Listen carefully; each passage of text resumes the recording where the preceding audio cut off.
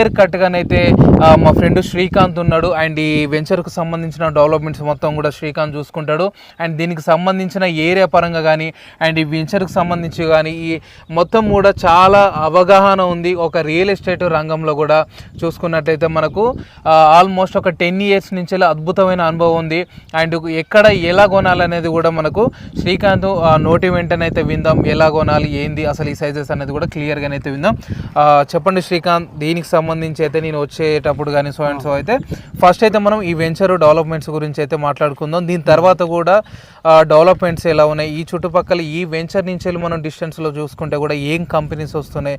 And main thing మనం చూసుకున్నట్లయితే employment, ఎక్కడ చూసుకున్నా కూడా మనకు ఎంప్లాయ్మెంట్ని బట్టే మనకు డెవలప్మెంట్ అనేది ఉంటుంది. సో ఈ వెంచర్ చుట్టుపక్కల కూడా ఎంప్లాయ్మెంట్ ఏ విధంగా ఉందనేది కూడా మీరు ఒకసారి మీ మాటలో.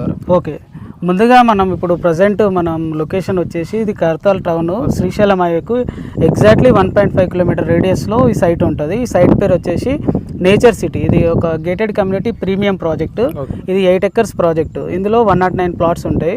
109 plots కూడా ప్లాట్ సైజెస్ ప్రతి మిడిల్ క్లాస్ వాళ్ళు కూడా తీసుకునేటట్టు 150, 165, 178 square yardsలో డిజైన్ చేయడం జరిగింది. ఇది గేటెడ్ కమ్యూనిటీ ప్రాజెక్ట్ అంటున్నాం కాబట్టి ఇది మనకు కర్తాల్ నుంచి టువర్డ్స్ పిరమిడ్ వెళ్ళే ప్రపోజ్డ్ 100 feet రోడ్ ఉంటుంది. 100 feet రోడ్ని ఆనుకొని మన ప్రాజెక్ట్ ఉంటుంది. మన ప్రాజెక్టు ఫస్ట్ స్టార్టింగ్లో ఒక ఆర్చ్ ఉంటుంది. ఆర్చ్ నుంచి మనకు 40 feet రోడ్ ఎంట్రన్స్ ఉంది. ఎల్ షేప్లో ఇంకొక సెక్యూరిటీ గ్రాండ్ ఎంట్రన్స్ ఆర్చ్ ఉంటుంది. అండ్ నెక్స్ట్ వచ్చేసి ఇందులో మనము రోడ్స్ అన్నీ కూడా entrance road 40 feet road, internal road అన్నీ కూడా 33 feet ఇంటర్నల్ రోడ్స్ ఉంటాయి.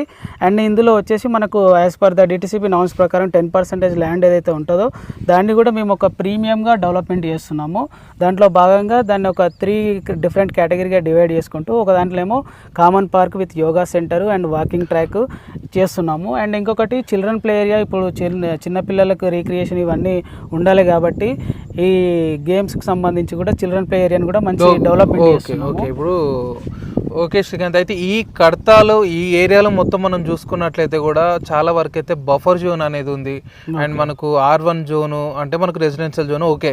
అండ్ కొన్ని దీనికి సంబంధించిన చాలా వరకు అయితే ఈ మనకు బఫర్ జోన్లు ఉన్నాయి. అంటే మనకి ఈ వెంచర్కి సంబంధించి ఏమైనా బఫర్ జోన్ యాడ్ అవుతుందా, లేకపోతే ఈ వెంచర్ నుంచి చుట్టుపక్కల ఒక మన 300, 500 meters డిస్టెన్స్లో ఏమైనా బఫర్ జోన్ ఉందా, లేకపోతే ఏమైనా చిన్న చిన్న మళ్ళీ ఇప్పుడు మనం ఎక్కువ హైదరాబాద్లో కూడా హైడ్రా ఎఫెక్ట్ ఉంది. సో దానికి సంబంధించి ఏమైనా ప్రాబ్లమ్స్ ఉండొచ్చా?